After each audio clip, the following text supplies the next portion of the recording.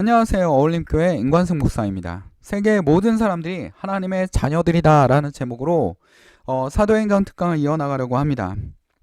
하나님은 우리 각 사람에게 멀리 떨어져 계시지 않습니다 라는 부제목으로 하나님 말씀을 전할 때 주의 성령이 역사하셔서 여러분이 하나님과 만나는 시간이 되게 하시고 하나님의 말씀을 깨닫는 시간이 되게 하시고 마음속에 평화가 찾아오고 주님을 만나는 그런 시간이 되기를 간절히 기도드립니다.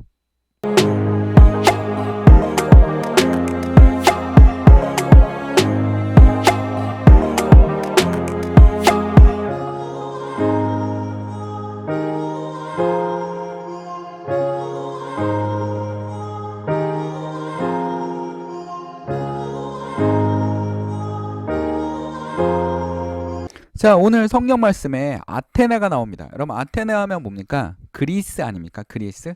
지금 사도 바울이 전도를 하는 시대는 어떤 시대입니까? 로마 시대 아닙니까? 그러니까 그리스, 그 다음에 알렉산더 대왕 시대, 그 다음에 로마 시대로 이어지는 겁니다. 그러니까 역사가 이렇게 이어지는 겁니다. 근데 문화도 이어지고 있습니다. 그리스와 헬레니즘 문화가 만들어지고, 그러니까 알렉산더 대왕 때 헬레니즘 문화가 만들어졌습니다. 어떻게 해서 만들어졌냐면 우리 알렉산더 대왕은 여기 펠라라는 요 조그만 나라, 이 펠라라 마케도니아의 수도가 펠라인데 펠라에 있던 왕의 아들입니다.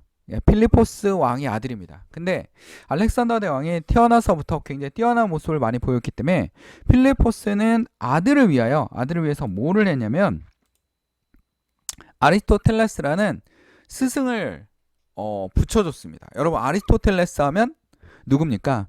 그리스의 철학자 아닙니까? 가장 유명한 그리스의 철학자입니다. 굉장히 많은 철학을 만든 사람입니까? 그러니까 소크라테스의 제자가 플라톤이라면 플라톤의 제자가 아리스토텔레스입니다. 아리스토텔레스가 그리스의 문화를 얘기해주면서 알렉산더에게 많은 지식을 전달했습니다. 그의 꿈을 기반으로 알렉산더 대왕은 세계가 넓다라는 걸 알게 되고 세계를 나아가고 싶어 했습니다. 이 나라 저 나라를 정복하고 싶어 했다라는 겁니다.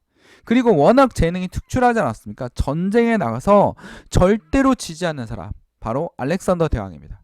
그래서 여러분, 후대에 나왔던 뭐 황제들이나 아니면 나폴레옹이라든지 모두 다 존경하는 인물이 누굽니까? 하면 알렉산드로스 대왕입니다 라고 얘기할 정도로 알렉산더 대왕은 상당히 유럽에 많은 영향을 미쳤던 사람 중에 하나라고 볼 수 있습니다. 굉장히 빠른 시간에 영토를 넓혀 나왔습니다. 여기 그리스에서부터 출발해가지고 그 다음에 뭡니까? 이쪽으로 나아가면서 페르시아를 무너뜨렸어요. 굉장히 강대했던 페르시아를 무너뜨렸습니다. 그리고 인도 북부까지 가는 이런 일을 벌였습니다. 끝없이 가다 보면 저 동쪽의 바다를 보고 싶다. 서쪽의 바다를 보고 싶다. 나는 지금 이 서쪽의 바다를 봤기 때문에 동쪽으로 가서 바다를 보고 싶다 해서 끝없이 정복하러 갔는데 전쟁에 한 번도 지지 않았다고 합니다. 총 이동거리가 3만 5천 킬로를 이동했습니다. 굉장히 많이 이동한 겁니다. 그리고 알렉산더 대왕이 여기서 굉장히 잘한 게 하나 있습니다. 뭐냐면 페르시아에 들어가 보니까 페르시아 문명이 굉장히 약한 줄 알았더니 굉장히 많이 발전했다라는 겁니다. 그래서 어떡합니까? 그리스 문화와 페르시아 문화가 연합하는 그런 문화를 만들어냅니다. 이걸 우리는 뭐라고 하냐면 헬레니즘 문화라고 부릅니다. 헬레니즘 문화. 그래서 이 헬레니즘 시대는 그리스와 로마 문화가 합쳐지고 이걸 가지고 이 문화가 전파돼서 어디까지 옵니까? 우리나라까지 오지 않았습니까? 여러분, 신라의 석굴암에 그 불상 있지 않습니까? 이 불상이 뭐에 영향을 받았습니까? 헬레니즘 문화에 영향을 받았습니다. 인도의 간다라 문화에 영향을 받았거든요. 그러니까 간다라 문화는 헬레니즘에 영향을 받은 겁니다. 그러니까 문화가 이렇게 전파된 겁니다. 그리고 알렉산더 대왕이 여기서 굉장히 잘한 게 하나 있습니다. 뭡니까? 바로 세계 시민주의라는 걸 만들어냈습니다.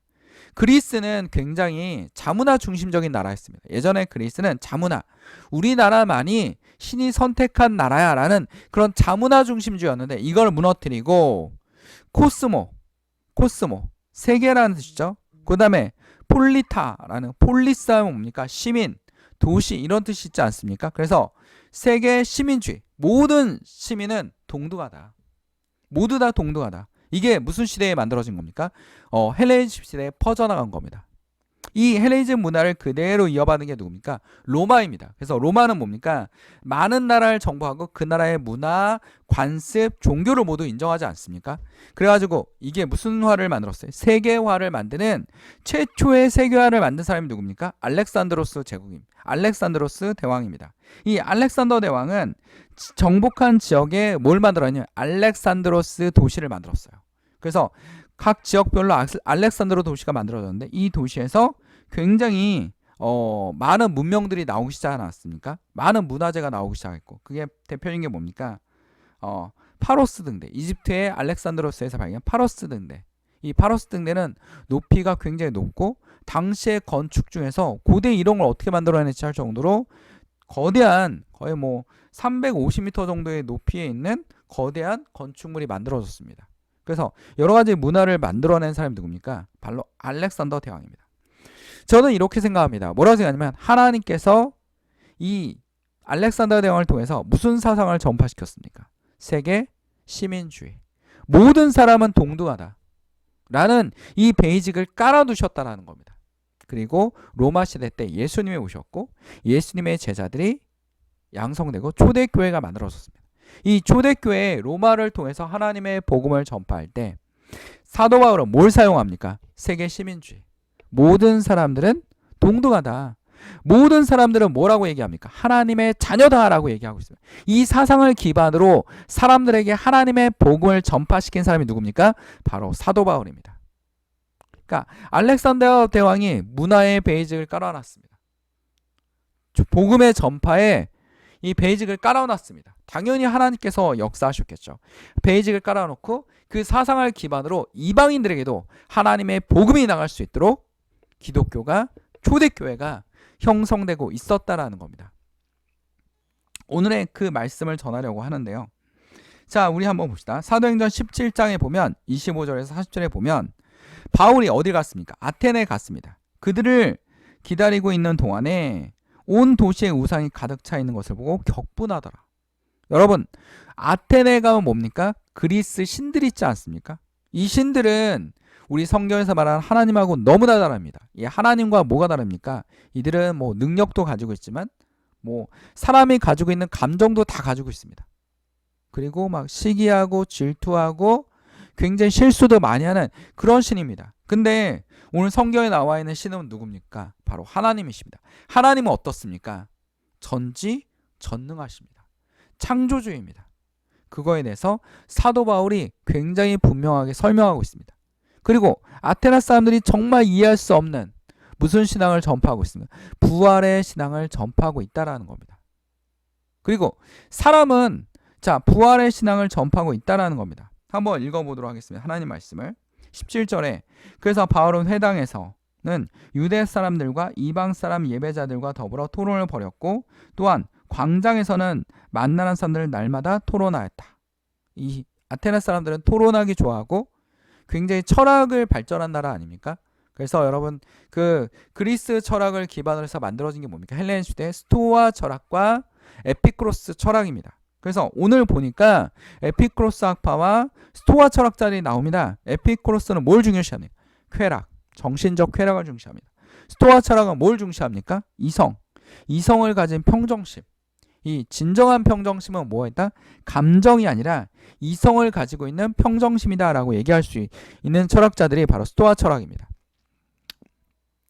그리고 몇몇 에피쿠로스 철학자와 스토아 철학자들이 바울과 논쟁을 하였는데 그 가운데서 몇몇 사람은 이 말쟁이가 도대체 무슨 소리를 하려는 것인가 하고 말하는가 하면 또 몇몇 사람은 그는 외국 신들을 선전하는 사람인 것 같다라고 말하기도 하였습니다. 그것은 바울이 예수를 전하고 부활을 전했기 때문입니다. 라는 겁니다.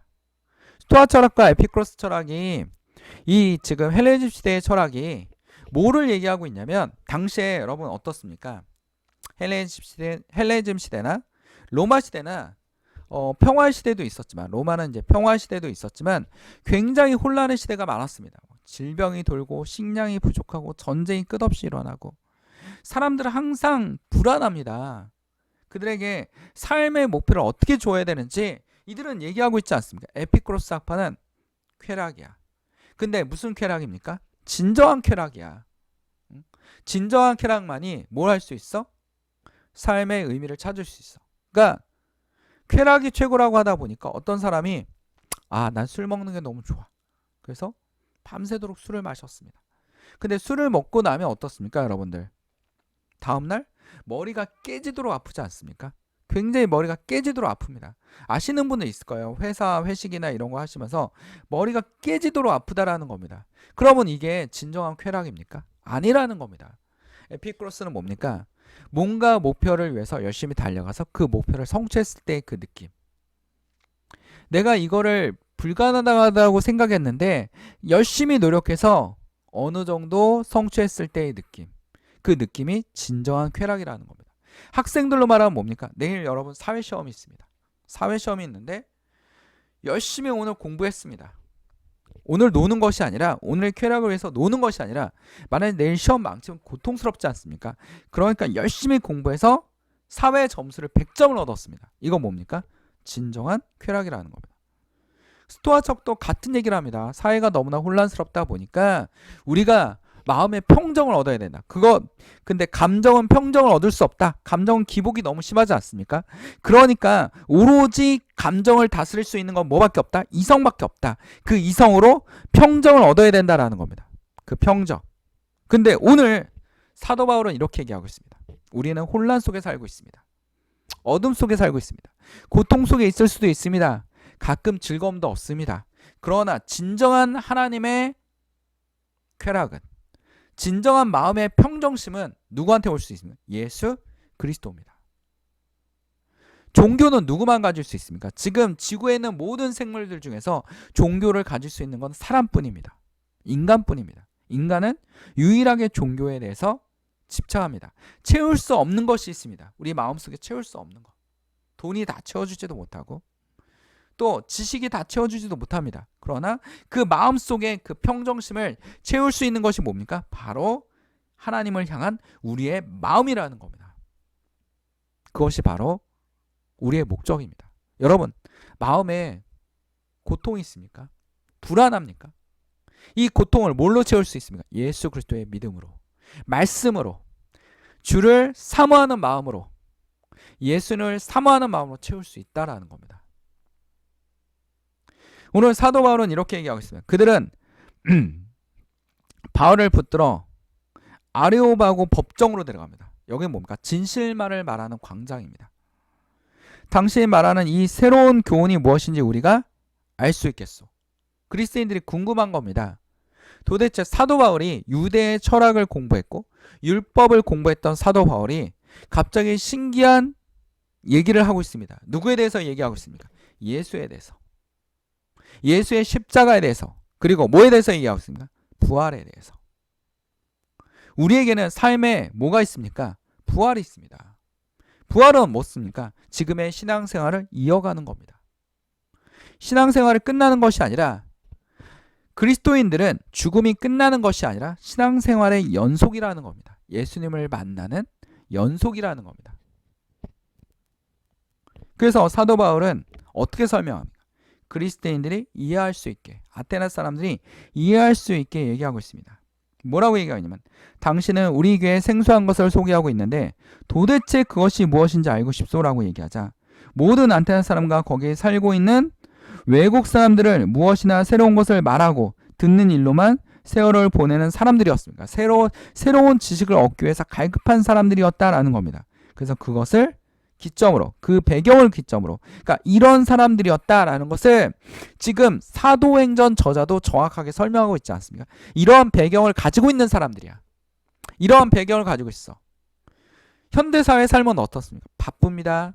자본주의에 쫓아가고 있습니다. 우리는 모두 다 자본을 쫓아가고 있습니다. 돈을 벌기 위해서 열심히 살아가고 있습니다. 그러나 우리의 삶의 진정한 의미는 뭡니까? 뭔가 진정한 의미를 찾고 싶어 합니다. 그 진정한 의미가 뭡니까? 바로 예수 그리스도입니다. 우리 마음속에 뭐가 있습니까? 종교심이 있습니다. 하나님을 갈망하는 마음이 있습니다. 예수를 갈망하는 마음이 있다라는 겁니다. 그 마음을 채울 수 있는 것이 뭡니까? 바로 예수 그리스도십니다. 오늘 성경에도 그 얘기를 하고 있습니다. 바울이 아레오바고 법정 가운데서 이렇게 말했습니다. 아테네 시민 여러분, 내가 보기에 여러분은 모든 면에서 종교심이 많습니다. 내가 다니면서 여러분이 예배하는 대상들을 살펴보는 가운데 알지 못하는 신에게라고 새긴 제단도 보았습니다. 그러므로 나는 여러분이 알지 못하는 예배하는 그 대상을 여러분에게 알려드리려고 합니다. 그러니까 그리스도인들은 여러 신들을 섬기지 않습니까? 신들이 워낙 많습니다. 자기만의 신들이 있습니다. 그 로마까지 그게 다 전파되지 않았습니까? 그러자 사도 바울은 여러분이 알지 못하는 신이라고 쓴 제단을 받습니다. 이게 바로 하나님입니다. 이게 하나님입니다. 라고 설명하고 있습니다. 그들의 문화와 그들의 관점에서, 그들이 이해할 수 있는 관점에서 한국의 선교사들도 조선에 들어올 때 한국 사람들이 이해할 수 있게 설명했다라는 겁니다. 여러분이 하늘님이라고 부르는 사람이 바로 하나님입니다. 라고요. 선교사님. 그 다음에 여러분 중세시대 때 게르만족이 내려오지 않습니까? 로마가 붕괴되고 중세가 시작되는 게 바로 게르만족의 이동이라고 우리가 학교에 다닐 때 배웠습니다. 게르만족들이 가장 좋아하는 게 뭡니까? 석상입니다. 석상. 그러니까 이들에게 복음을 전파하려면 예수를 설명하기가 쉽지 않은 겁니다. 그럼 뭡니까? 예수상을 만들어 놓고 이 사람이 하나님의 아들 예수다. 마리아를 만들어 놓고 어떻게 합니까? 예수님을 낳은 마리아다. 이렇게 설명을 했다라는 겁니다. 그래서 그들의 문화에 맞춰서 설명을 해주는 겁니다. 자, 여기서 뭐라고 했냐면 우주와 그 안에 있는 모든 것을 창조하신 하나님께서는 하늘과 땅의 주님이시므로 사람의 손으로 지은 신전에 거하지 않으십니다. 아테네 신전이 있지 않습니까? 제우스가 거하는 신전, 이런 신전이 있는 것처럼 그런 신전에 거하는 그런 신이 아닙니다. 여러분이 생각하는 제우스 신과 다릅니다. 또 하나님께서 무슨 부족한 것이라도 있어서 사람의 손으로 섬김을 받으시는 것이 아닙니다. 그분은 모든 사람에게 생명과 호흡과 모든 것을 주신 분입니다. 여러분의 삶을 주신 분이 누굽니까? 바로 하나님, 예수 그리스도시라는 겁니다. 여러분의 길을 인도하시는 분은 누굽니까? 바로 예수 그리스도시라는 겁니다. 여러분의 생명과 호흡을 하게 하시고 지금의 삶을 주신 분이 누구십니까? 바로 예수 그리스도라는 겁니다. 그분은 인류의 모든 족속을 한 혈통으로 만드셨습니다. 즉 하나님의 복음은 가난하건 부자이건 상관없습니다. 그 다음에 지식이 있건 없건 상관없습니다. 오로지 모든 사람들에게 뭐 질병이 있건 정신병이 있건 모든 사람들에게 하나님의 복음이 들어가는 것이 원칙입니다. 모든 사람에게 평등합니다. 아까 얘기하지 않았습니까? 당시에 로마 시대를 지배했던 것은 뭡니까? 세계 시민주의. 모든 사람들이 뭐하겠다? 동등하다라는 겁니다. 동등하다라고 얘기하고 있습니다. 그래서 사도 바울도 그렇게 얘기하고 있습니다. 온 땅에 살아계시며 그들이 살 시기와 거주할 지역을 경계를 정해 놓으셨습니다. 모든 인류를 하나님이 이렇게 만드셨습니다. 이렇게 하신 것은 사람을 하여금 하나님을 찾게 하시는 것입니다. 사람이 하나님을 더듬어 찾기만 하면, 잘 보이지 않으니까 더듬어 찾기만 하면 만날 수 있는 것입니다. 뭐 하라고 했습니까? 만날 수 있습니다. 여러분의 버스 안에 있든 버스 안에 있든 오늘 하루에 지쳤던 퇴근하든 주일 성수가 어려운, 그러니까 일요일날 예배를 드리기 쉽지 않은 직업들도 많습니다. 요즘에 현대사회가 워낙 다양하다 보니까 어디에 있든 여러분이 그 자리에서 지하철에서 하나님의 말씀을 듣고 하나님과 속으로 기도하고 하나님과 얘기하고 한다면 여러분 마음속에 뭘 찾을 수 있습니까? 평정심. 평정심을 찾을 수 있습니다. 해방일지에서 물어보지 않습니까? 그 회사 과장이 엘리베이터에서 물어봅니다. 뭐라고 합니까? 해방일지가 뭐야? 해방이 뭐야? 뭐에서 해방되는 거야? 했더니 그 주인공이 뭐라고 얘기합니까? 지겨운 사람으로부터. 여기서 지겨운 사람은 뭡니까? 노동관계로 관계가 형성된 사람으로부터. 노동으로 다 만나지 않습니까? 즉 자본에 의해서 만들어지는 사람이라는 겁니다. 이런 사회에서는 우리에게 진정한 뭘 갖다 줄 수 없습니까? 평정심. 진정한 평화를 갖다 줄 수 없다라는 겁니다. 예수님의 평화. 에피크로스 학파는 그것이 쾌락이다. 스토아파는 이성이다라고 얘기하지만 오늘 성경은 뭐라고 얘기하면 바로 그것은 정말로 진실되게 예수 그리스도다라고 얘기할 수 있다라는 겁니다. 여러분에게 마음의 평정을 갖다 줄 수 있는 거. 지친 하루를 돌아가는 발걸음에서 지하철에서 평화를 갖다 줄 수 있는 거. 그건 뭡니까? 예수 그리스도. 지하철에서도 하나님 말씀을 들을 수 있습니다. 지하철에서도 하나님께 기도할 수 있습니다. 지하철에서도 찬양을 들을 수 있습니다. 여러분에게 뭘 갖다 주세요? 평화를 갖다 줄 수 있어요. 하나님은 각 사람 멀리 떨어 계시지 않습니다. 여러분 곁에 있습니다. 사도 바울이 분명하게 얘기하고 있지 않습니까? 하나님은 여러분 곁에 있다라고 얘기하지 않습니까? 거기다가 그리스 사람들이 잘 아는 여러분의 시인 시체아 섬의 아라토스를 얘기하는 것 같습니다. 가운데 어떤 사람 이들이 우리도 하나님의 자녀이다라고 말한 바가 있습니다. 바로 신의 자녀이다라고 얘기했습니다. 우리는 하나님 안에 살고 있고 움직이고 존재하고 있습니다. 모든 시민이 동등하듯이 하나님 앞에는 모두 다 평등합니다. 불구자이건 장애인이건 돈이 많건 신분이 높건 직업이 좋건 이런 거 아무런 상관없습니다. 하나님 앞에는 모두 다 동등합니다. 왜? 하나님 앞에 갈 때 직업이나 재산이나 권력이나 가져갑니까? 가져가지 못합니까? 가져가지 못합니다. 그 대난 땅 알렉산더 대왕도 33살에 사망하지 않습니까? 근데 그가 정복했던 땅들을 가져갑니까? 그는 그냥 이름만 남겼을 뿐입니다. 역사의 기록만 남겼을 뿐입니다. 세계에서 가장 빠르게 영토를 점령한 사람. 점령한 왕국. 그게 뭡니까? 알렉산더 제국. 세계에서 가장 영토를 많이 넓힌 사람은 누굽니까?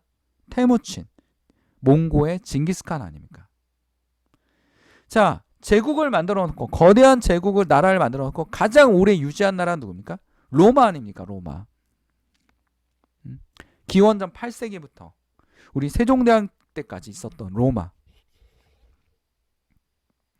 자, 그런 것들을 모두 다 가져가지 않지 않습니까? 아무리 강력한 권력을 가진 사람도 모든 걸 가져갈 수 없습니다. 하나님 앞에 뭡니까? 모두 다 평등합니다. 하나님 앞에 모두 다 내려놓아야 됩니다. 하나님 앞에는 우리가 잘난 체도 할 수 없습니다. 과장도 할 수 없습니다. 가면을 쓸 수도 없습니다. 왜? 모든 걸 아시기 때문입니다. 여러분의 모든 걸 압니다. 여러분의 부족함을 모두 알고 계십니다. 여러분의 걱정을 모두 다 알고 계십니다. 그게 누굽니까? 바로 하나님, 예수 그리스도시라는 겁니다. 우리는 모두 다 하나님의 자녀라는 것을 명심해야 될 것입니다. 오늘 이렇게 얘기하고 있어요. 그러므로 하나님의 자녀인 우리의 신을 사람의 기술과 고안하는 금이나 은이나 이런 걸로 만들 수 있는 것이 아닙니다. 동상으로 만들 수 있는 것이 아닙니다. 그게 하나님의 현상이다? 이렇게 이해할 수 있는 것이 아닙니다. 하나님은 무지했던 신의 눈을 감아주셨지만 이제는 어디에서나 모든 사람에게 회개하라고 명하십니다. 우리는 예수 그리스도라는 특권을 얻었습니다. 예수 그리스도를 통해서 특권을 얻었습니다. 지금은 하나님을 섬길 때입니다. 우상을 섬길 때가 아닙니다. 하나님, 진정한 하나님. 내가 너무나 바쁘더라도 하나님의 말씀을 붙잡고 기도를 붙잡고 하나님과 관계를 회복하는 시대입니다. 자, 오라 우리가 여호와께 돌아가자. 여호와가 우리를 찌셨으나 도로 낫게 하실 것이요 우리를 치셨으나 싸매어 주실 것입니다. 여호와께서 이틀 후에 우리를 살리시며 제3일에 우리를 일으키시리니 우리가 그 앞에 살리라. 그러므로 우리가 여호와를 알자. 힘써 여호와를 알자. 그의 나오심은 새벽빛같이 엄청나니 비와 같이 땅을 적시는 늦은 비와 같이 우리에게 임하시리라. 가뭄에 비가 내리듯이. 호세아 선지자가 얘기하고 있지 않습니까? 뭐라고 얘기하고 있어요? 여호와께로 돌아가자. 여러분 여호와께 돌아가기 위해서 어떻게 합니까? 하나님과 먼저 말씀을 듣고 기도하고 하나님의 복음을 옆 사람에게 전하고 교제하고 이게 무엇입니까? 바로 하나님의 말씀입니다. 하나님의 사람입니다. 여러분 모두 다 누구의 사람입니까? 하나님의 사람입니다. 우린 누구한테 돌아가야 됩니까? 하나님께로 돌아갈 수밖에 없는 존재입니다. 이렇게 하나님의 말씀을 전했는데도 불구하고 이 아테네에서 비웃는 사람도 있었습니다. 왜? 이들은 부활이란 자체를 믿지 않기 때문입니다. 그런 문화를 가지고 있었던 사람들입니다. 그러나 더 듣고 싶습니다. 그래서 34절에 그 결과를 얘기하고 있지 않습니까? 몇몇 사람은 바울 편에 가담하여 신자가 되었다. 그 가운데 아레오바고 법정의 판사 디오누시오도스가 있었고 다말이라는 부인도 있었습니다. 하나님의 사람이 된 사람도 있었다라는 겁니다. 우리는 복음을 전하고 그 결과는 하나님께서 책임져 주실 것입니다. 우리가 어떻게 복음을 전합니까? 그들의 문화에서 이해할 수 있도록 하나님의 복음을 전파시키는 것입니다. 우리의 마음의 불안을 누가 채워줄 수 있습니까? 예수 그리스도. 이성도 아닙니다. 쾌락도 아닙니다. 오로지 뭡니까? 예수 그리스도께서 채워줄 수 있습니다. 우리는 어떻게 됩니까? 여호와께로 돌아가야 됩니다. 하나님의 말씀을 붙잡고 남들이 들리지 않을 정도의 작은 마음속의 기도를 하면 됩니다. 언제든지 어디서나 어느 곳에서나 우리를 해방시켜줄 예수 그리스도를 만날 수 있었다는 겁니다. 노동으로 지쳐있는 여러분들을 해방시킬 수 있다라는 것입니다. 오늘 말씀을 기억합시다. 사람이 하나님을 더듬어 찾기만 하면 만날 수 있는 것입니다. 사실 하나님은 우리 각 사람에게 멀리 떨어져 계시지 않습니다. 이 말씀을 꼭 기억해야겠습니다. 기도하겠습니다. 사랑하는 주말하신 하나님 아버지, 오늘 주의 말씀을 통하여 우리의 빈 마음속에 우리의 마음속에 해방을 찾기 위해 애쓰는 이 마음속에 우리에게 무엇을 주시면 됩니까? 하나님을 채워주시옵소서. 성령의 불을 채워주시옵소서. 하나님의 능력을 채워주시옵소서. 어두운 영들이 떠나가게 하여 주시옵소서. 우울증에서 벗어나게 하여 주시옵소서. 염려에서 벗어나게 하여 주시옵소서. 오로지 하나님이 인도하시는 길이라 기도하며 갈 수 있는 한 걸음 한 걸음 걸어갈 수 있는 주의 종들이 될 수 있도록 주님 붙잡아 주시옵소서. 아픈 사람이 있습니까? 치료하여 주시옵소서. 마음이 병든 사람이 있습니까? 악한 영들이 떠나가게 하여 주시옵소서. 우리 식탁 위에 빵이 떨어지지 않게 하시고 우리 마음속에 빈곤이 생기지 않도록 주님 붙잡아 주시옵소서. 모든 것을 주님께 맡겨오며 우리를 사랑하신 예수 그리스도의 이름으로 간절히 기도드립니다. 아멘. 하나님께 영광의 박수를 올립니다. 어울림교회 말씀 창고 임목사였습니다.